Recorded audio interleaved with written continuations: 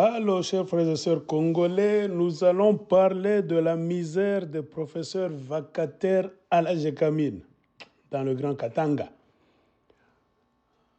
Aujourd'hui, c'est lundi le 13 avril 2026. Ça, c'est un flash. Le dossier est tellement grand que nous allons l'exploiter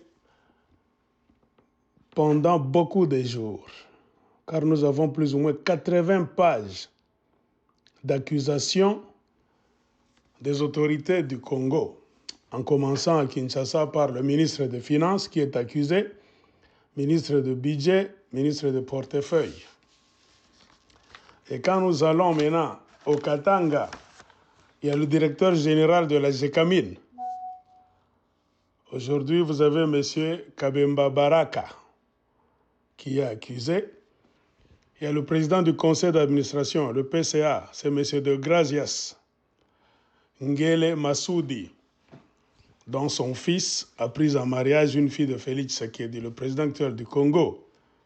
Donc le PCA, Ngele Massoudi, est aussi accusé dans cette mafia. Il y a aussi la femme qui est chargée de la direction administrative sociale, qu'on appelle DAS. Elle s'appelle Madame Viviane Kaloumé, qui est, je ne sais pas, une enfant de Kyungwa Kumwanza. Donc, le problème, c'est le problème des professeurs qu'on appelle vacataires.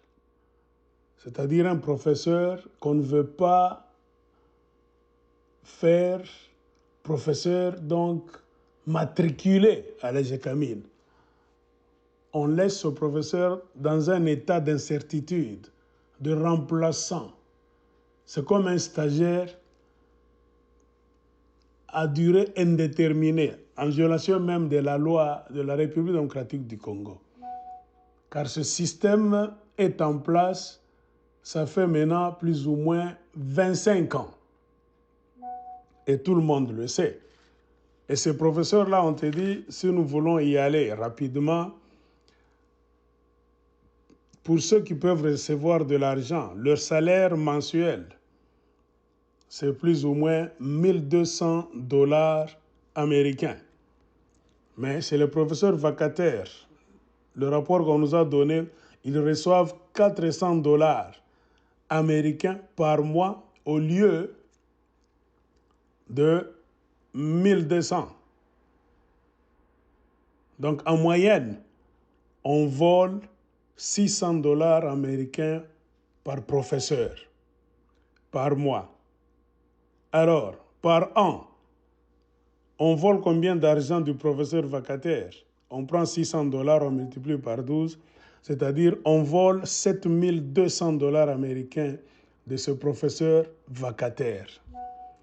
Comme le système a duré, ça fait 25 ans, on prend les 7200, on multiplie par 25 ans, c'est-à-dire on aura 180 000 $ américains perdus par ces professeurs vacataires. Pourquoi? Parce que ce sont les politiciens congolais, dont le ministre des Finances, comme on vous a dit, du budget portefeuille, avec le directeur général de la Gécamine. Aujourd'hui, on a M. Baraka, le PCA, c'est Ngele Massoudi de Grazias, et la chargée de la direction administrative DAS, Mme Viviane Kaloumé.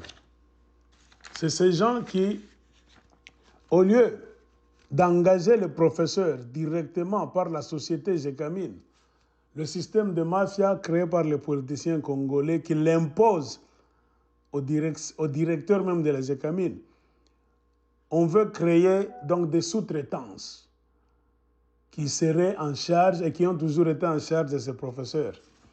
C'est ainsi, vous verrez quoi, au Katanga, il y a une sous-traitance qu'on appelle Kwetu Business Corporate, qui est en charge du groupe Sud, c'est-à-dire qui prend en charge les professeurs vacataires de Lumbashi et de Kipushi.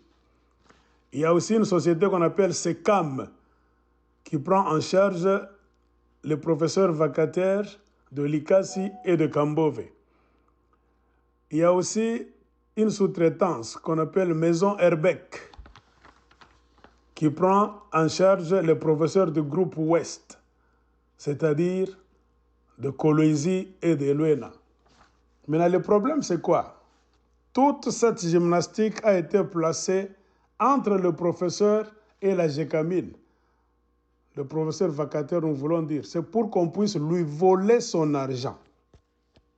C'est ainsi qu'il y a beaucoup de problèmes de rémunération. Le salaire ne vient pas chaque fois et quand ça vient, ce n'est pas la totalité. Les arriérés impayés pendant beaucoup d'années, mais la Gécamine aussi a donné le pouvoir à la direction DAS, donc de prendre en charge le dossier de soins médicaux des professeurs vacataires. Donc on retranche sur leur salaire. Donc on met donc 50 $ américains dans un compte par professeur. Au cas où ils tombent malades, ils peuvent aller se faire soigner. Mais il se fait que cet argent-là disparaît. Au cas où le professeur n'aille pas se faire soigner, ça finit dans les poches des directeurs et des politiciens. Donc, pour voler l'argent, les politiciens congolais ont voulu que ce système de vacataires reste là. Et la Gécamine n'engage plus comme avant. C'est-à-dire que si vous voulez faire le comptage de tous les enseignants et professeurs de la Gécamine, vous verrez que le nombre de vacataires est 80%, contre 20% seulement, qui est le nombre des enseignants ou bien professeurs engagés légalement, qui ont des matricules. C'est pour cela que ça mène des grèves, des mécontentements des professeurs dont la majorité sont des vacataires. Tout ça pourquoi? Parce que les politiciens congolais, comme d'habitude, et les directeurs, comme nous parlons de la Gécamine, tous sont des mafieux. Tous volent l'argent des professeurs. Tous ne veulent pas que les professeurs aient des matricules, qu'ils soient des professeurs titulaires. Pourquoi? Ils auront des droits. Alors, la meilleure façon de voler l'argent de quelqu'un, c'est de ne pas l'engager directement. C'est de le laisser dans un état d'incertitude en les jetant dans les bras de leurs sous-traitances qui sont gérés par les mêmes directeurs de la Gécamine en complicité avec le ministre de l'Enseignement, ministre du Portefeuille, ministre du Budget et des Finances de Kinshasa. Donc c'est un business qui est tellement rentable, c'est pour cela que ça a duré pendant 25 ans.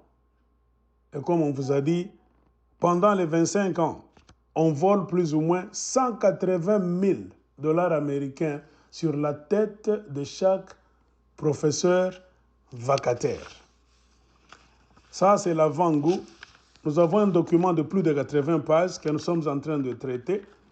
Si nous finissons, nous allons venir faire une émission de plus d'1 heure du temps, là où nous allons expliquer en détail comment le système de mafia fonctionne. Ce sont les professeurs vacataires de la Gécamine seulement. Après, si nous recevons d'autres documents, nous parlerons des professeurs vacataires maintenant dans le domaine public, donc de l'État. C'est ça. Donc, attachez vos ceintures. Ça, c'est l'avant-goût, c'est un flash. Mais quand vous aurez les détails, vous comprendrez comment le politicien congolais et les autorités du Congo, les ministres, donc les directeurs, sont vraiment des satanistes. Des gens qui sont là-bas, c'est pour sucer le sang de pauvres enseignants, professeurs congolais. À bientôt.